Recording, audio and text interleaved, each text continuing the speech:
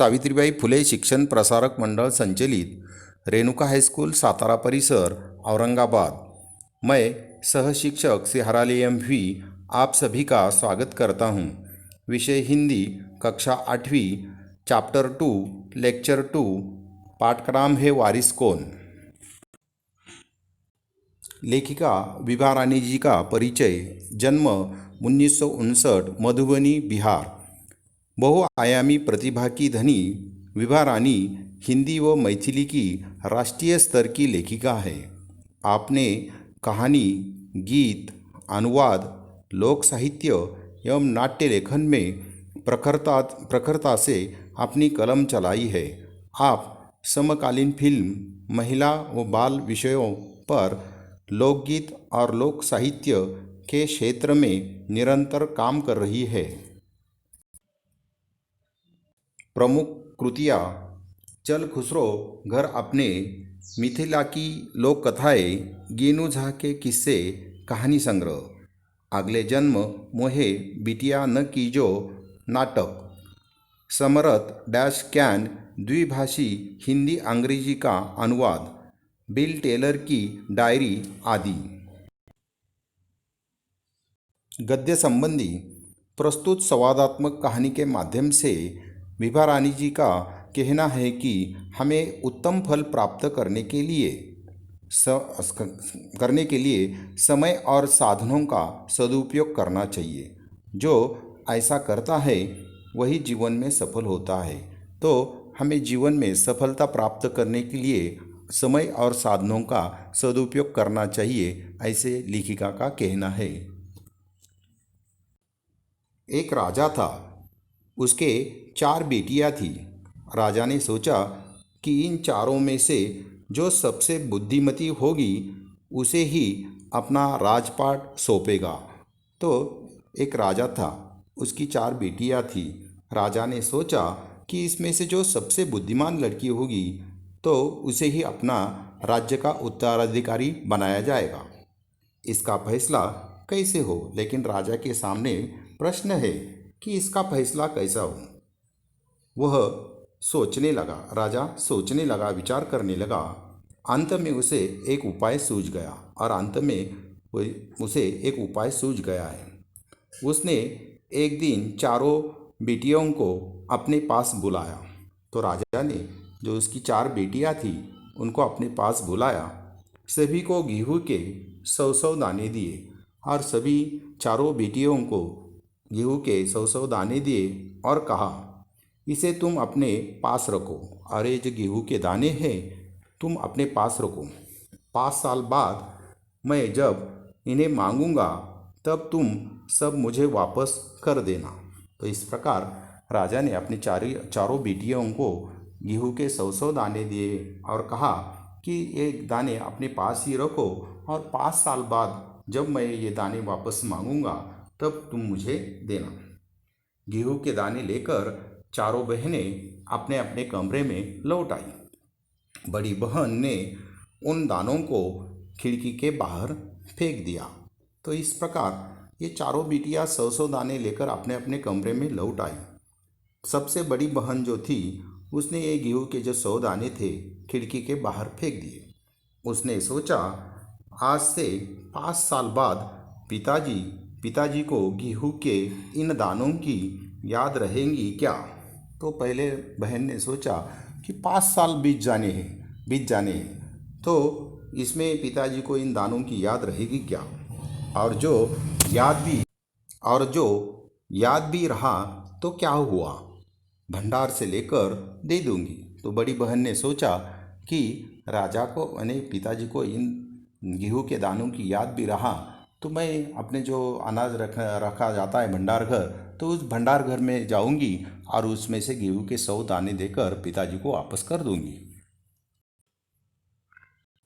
दूसरी बहन ने दानों को चांदी की एक डिब्बी में डालकर उसे मखमल की थैले में बंद करके सुरक्षा से अपनी संदूकची में डाल दिया। तो दूसरी जो बहन थी उसने उन दानों को एक चांदी के डिब्बे में डालकर उसे एक मखमल के थैले में बंद कर दिया और सुरक्षा से अपनी संदूकची यानी पेटी तो उस संदूकची में डाल दिया। सोचा 5 साल बाद जब पिताजी ये दाने मांगेंगे तब उन्हें वापस कर दूंगी। तो इस प्रकार दूसरी बहन देखिए, तो दूसरी बहन ने क्या किया, उन गेहूं के 100 दानों को चांदी के एक डिब्बे में बंद करके ऊपर से मखमल के थैले में बंद करके सुरक्षा के लिए एक संदूकची में डाल दिया था। और 5 साल बाद जब पिताजी ये दाने मांगेंगे तब उन्हें वो वापस कर दूंगी, ऐसा दूसरी बहन ने सोचा। तीसरी बहन बस सोचती ही रही। तीसरी बहन ऐसा लगता है कि बुद्धिमान है, तो वो सोचती ही रही इसका क्या करूं, कि ये जो गेहूं के 100 दाने हैं इसका क्या करूं। चौथी और छोटी बहन तनिक बच्ची थी, और चौथी जो बहन थी वो छोटी थी और तनिक बच्ची थी। शरारतें करना उसे बहुत पसंद था, यानी शरारतें करना इस छोटी बहन को बहुत पसंद था। उसने गेहूं के भुने दाने भी बहुत पसंद थे। तो इस छोटी बहन को गेहूं के भुने हुए दाने बहुत पसंद थे। उसने दानों को भुनवा कर खा डाला और खेल में मग्न हो गई। तो इस प्रकार ये चौथी बहन बहुत ही छोटी थी, बच्ची थी, और उसे शरारत करना बहुत पसंद था। उसे गेहूं के भुने हुए दाने बहुत पसंद थे। उसने एक गेहूं के 100 दाने भुनवा कर खा डाले और खेल में मग्न हो गई। तीसरी राजकुमारी को इस बात का यकीन यानी पक्का विश्वास था कि पिताजी ने उन्हें यूं ही ये दाने नहीं दिए होंगे। जरूर इसके पीछे कोई मकसद होगा, मकसद यानी उद्देश्य। तो मैंने पहले ही कह दिया था कि तीसरी बहन बहुत ही बुद्धिमान दिखाई दे रही है। उसने सोचा कि पिताजी ने ये जो 100 दाने दिए हैं ये यूं ही नहीं दिए होंगे, जरूर इसके पीछे कोई मकसद यानी उद्देश्य होगा। पहले तो उसने भी अपनी दूसरी बहनों की तरह ही उन्हें सहेज कर रख देने की सोची। तो तीसरी बहन ने भी पहले कि बाकी जो बहनें थी उसके समान ही उसने क्या कहा, उसने सोचा कि ये दाने सहेज कर रख देंगी। लेकिन पहले सोचा, लेकिन वह ऐसा न कर सकी। लेकिन बाद में वह ऐसा नहीं कर सकी। 2-3 दिनों तक वह सोचती रही। 2-3 दिनों तक इस बात पर वो सोचती रही कि पिताजी ने ये जो गेहूं के 100 दाने दिए थे जरूर इसके पीछे कोई मकसद होगा, उद्देश्य होगा। और 2-3 दिन इस विषय पर वो विचार करती रही। फिर उसने अपने कमरे की खिड़की के पीछे वाली जमीन में वे दाने बो दिए। तो तीसरी बहन ने बहुत ही चतुराई से काम कर रही है ऐसा दिखाई दे रहा है। उसने अपने कमरे के खिड़की के पीछे वाली जमीन में वे जो दाने थे बो दिए, यानी लगाए। समय पर अंकुर फूटे और समय पर उन दानों को अंकुर फूटे, पौधे तैयार हुए और अंकुर फूटे, पौधे तैयार हो गए, दाने निकले।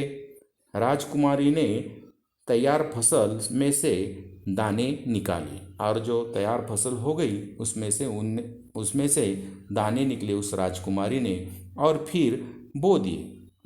तो और फिर से जो बहुत सारे दाने तैयार हो गए वे सब उसने फिर से बो दिए।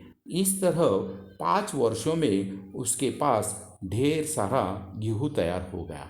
तो इस प्रकार बुद्धिमानी से काम लिया है उसने कि उसके पास वो 100 दाने के कई हजार दाने तैयार हो गए और गेहूँ तैयार हो गया उसके पास। 5 साल बाद राजा ने फिर चारों बहनों को बुलाया। 5 साल बीत गए बीच में और चारों बहनों को राजा ने अपने पास वापस बुलाया और कहा, आज से 5 साल पहले मैंने तुम्हें चारों को गेहूं के 100 दाने दिए थे। तो राजा ने कहा कि आज से 5 साल पहले मैंने जो गेहूं के 100 दाने दिए थे वो कहाँ है, मुझे वापस कर दो। और कहा था कि 5 साल बाद मुझे वापस करना, कहाँ है वे दाने, प्रश्न चिन्ह। तो राजा ने सवाल पूछा है अपने बेटियों को कि कहाँ है वे दाने। बड़ी राजकुमारी भंडार घर जाकर गेहूं के दाने ले आई। जैसा सोचा था बड़ी बहन ने कि जब राजा यानी अपने पिताजी जब वे दाने मांगेंगे तब भंडार घर जाऊंगी और वापस कर दूंगी, वैसा ही बड़े बहन ने किया और राजा को दे दिए। राजा ने पूछा, क्या ये वही दाने हैं जो मैंने तुम्हें दिए थे? प्रश्न चिन्ह। तो राजा ने पूछा बड़ी बहन को कि आज से 5 साल पहले जो मैंने तुम्हें दाने दिए थे, क्या ये वही दाने हैं क्या? प्रश्न चिन्ह वहाँ पर। शब्द वाटिका तनिक यानी थोड़ा, मकसद यानी उद्देश्य, खोल यानी आवरण, उम्मीद यानी आशा, उत्तराधिकारी वारिस। पाठ का नाम ही है वारिस कौन, तो वारिस कौन, तो उत्तराधिकारी। मुहावरे, चक्कर में पड़ जाना, दुविधा में पड़ना, ये मुहावरा है। तो परीक्षा में प्रश्न आता है कि मुहावरों का अर्थ बताकर वाक्यों में प्रयोग कीजिए। तो चक्कर में पड़ जाना, दुविधा में पड़ना। बाहर बारिश चल रही थी, मैं पाठशाला जाऊँ या न जाऊँ इसके चक्कर में मैं पड़ गया। इस प्रकार आपको वाक्य में उपयोग करना है। गले लगाना, प्यार से मिलना। हर माँ अपने बेटे को प्यार से गले लगाती है। धन्यवाद। अगले लेक्चर यानी लेक्चर 3 में हम वारिस कौन इस पाठ का शेष भाग लेने वाले हैं। एक बार फिर सभी का धन्यवाद।